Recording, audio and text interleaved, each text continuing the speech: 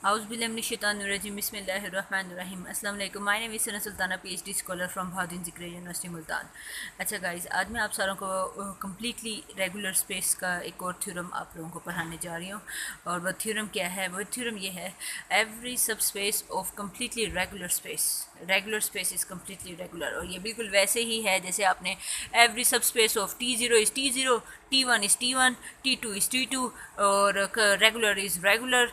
और अब completely regular is completely regular. तो अब आप लोगों को तो समझ आ गई होगी, गेम स्टोरी सारी समझ आ गई होगी कि एक्स आपके पास कम्प्लीटली रेगुलर स्पेस होगा, वाई आपके पास सब स्पेस होगा, और आपने ये शो करना होगा कि वाई भी हमारा रेगुलर सब स्पेस है. तो अब वो शो कैसे करते हैं? तो आपने जिस सेट को हमने रेगुलर सब स्पेस शो करना होता है तो उससे दो चीज़ें पकड़ते हैं. एक तो उसे पकड़ते हैं एक क्लोज सेट, दूसरा उधर से पकड़ते हैं एक्स. तो अब ये मैं वही पकड़ने जा रही हूँ. Let A be a close set of Y and और इसका एक पॉइंट हमने पकड़ा एक्स जो कि ए में बिलोंग नहीं करेगा. अच्छा, अब आपको पता है एक्स जो है, ये स्मॉल एक्स है, ये वाई में कंटेन बिलोंग कर रहा है, तो इसका मतलब है एक्स में भी बिलोंग करेगा क्योंकि Y is a subset of X. Okay, अच्छा चलो अब आगे देखते हैं. And A is closed in Y. अब ए अगर y में क्लोज्ड है तो ये हमने प्रीवियस थ्योरम में भी ये देखा था, y is a subspace of y there exist. And अब वो कहता है y सब स्पेस है x का. अब आपको पता है कि x का कोई क्लोज्ड सबसेट होगा जिसका y के साथ इंटरसेक्शन हम लेंगे तो ये a आया होगा.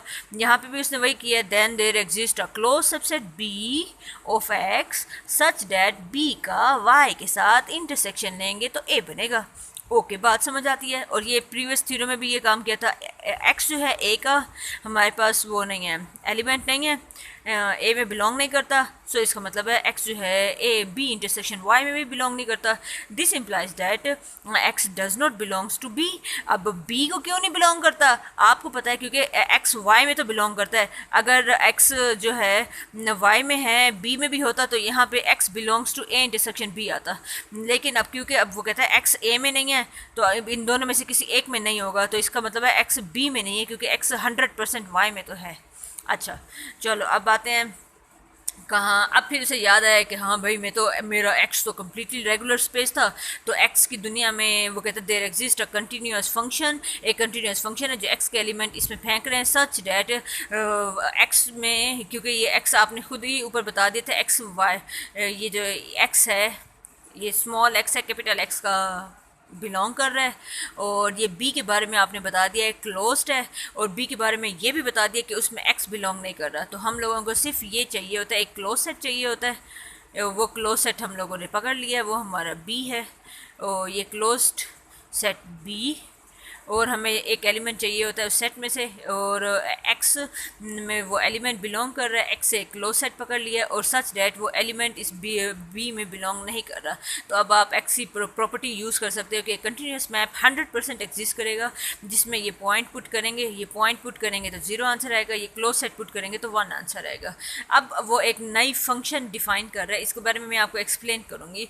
वो एक फंक्शन डिफाइन कर रहा है जी क्या कर रहा है, जो एफ जी ऑफ एक्स कैसे बनता है, एफ ऑफ एक्स जो है वही जी ऑफ एक्स का आंसर आएगा, वाई के जितने भी एलिमेंट हैं. अच्छा, इधर एक बात याद रखना, इस किस्म की फंक्शन को बोलते हैं रिस्ट्रिक्शन फंक्शन बोलते हैं. रिस्ट्रिक्शन फंक्शन क्या होता है इसकी मैं प्रॉपर डेफिनेशन आप लोगों को भी दिखाती हूँ. अभी फ़िलहाल ये देखें कि जिस तरह से एक्स ये स्मॉल एक्स वाई में बिलोंग कर रहा है, ये स्मॉल एक्स वाई में बिलोंग कर रहा है, तो ये स्मॉल एक्स को आप यहाँ पे पुट करेंगे और फिर स्मॉल एक्स यहाँ पे पुट करेगा. फंक्शन ने एक्स पर आंसर आपको क्या दिया था, एफ ने एक्स पर आंसर आपको 0 दिया था. तो इसका आंसर अगर 0 है तो जी ऑफ एक्स का भी आंसर हमारा 0 हो गया. इसी तरह हमारे पास क्या है, फंक्शन में ए जी में ए पुट किया तो यहाँ एफ में जी में ए पुट करेंगे तो यहाँ पे भी ए आ जाएगा. एफ ने ए पर का क्या आंसर दिया था? अच्छा ए, अब ए की वैल्यू ज़रा यहाँ पे पुट करो. ए की वैल्यू क्या है, बी इंटरसेक्शन वाई. अब एफ बी पे भी अलग आएगा, वाई पे भी अलग आएगा. अच्छा, ये हमारे पास क्या है इधर, ये हमारे पास हो गया बी पर आंसर आया था 1, और वाई के हर एलिमेंट पे एफ अप्लाई करेंगे तो ये 1 और 1 कॉमन होगा तो ये हमारे पास आ जाएगा 1. तो इसका मतलब कि एफ ऑफ जी ऑफ ए का आंसर हमारे पास हो गया 1. अच्छा, तो अब हमारे पास क्या हुआ, g is restriction function, f के बारे में पता है कि वो कंटिन्यूस है, तो g भी हमारा 100% कंटिन्यूस होगा। तो अब हमने इजीली शो कर लिया कि हमारा y भी कम्प्लीटली रेगुलर स्पेस है। हम लोग एक फंक्शन बनाने में कामयाब हो गए हैं, जिस फंक्शन ने x पर 0 और a पर वो हमारा क्लोज सेट था उसके ऊपर हमें उसने आंसर 1 दे दिया। तो एक कंटिन्यूस फंक्शन हम बनाने में कामयाब हो गए हैं और वो रेगुलर स्पेस की प्रॉपर्टी सेटिस्फाई करवा दी है उसने। तो वाई हमारे पास क्या है, कम्प्लीटली रेगुलर स्पेस है। ये आपको बता देती हूँ कि रिस्ट्रिक्शन फंक्शन क्या होता है। अगर फंक्शन ए से बी में एलिमेंट फेंक रहा है, एफ ए से एलिमेंट बी में फेंक रहा है, ई जो कि ए का सबसेट है, और जी क्या है, ई से एलिमेंट बी में फेंक रहा है। और अब आप फंक्शन भी इस तरह से लेते हैं, g of x is equal to f of x. तो ये सारे एक्स आप कहाँ से पकड़ रहे हैं, ई से, तो इस तरह की फंक्शन को हम क्या बोलते हैं, g is a restriction of f. अब यहाँ आपको एक और चीज़ आपको बता रही हूँ, एक टिकनॉफ स्पेस बता रही हूँ जिसको हम T3.5 स्पेस बोलते हैं।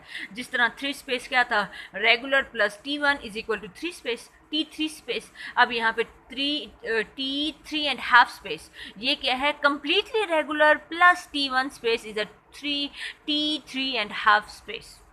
चलें बच्चों, अपनी दुआ में बहुत ज़्यादा याद रखिएगा। अल्लाह हाफिज़।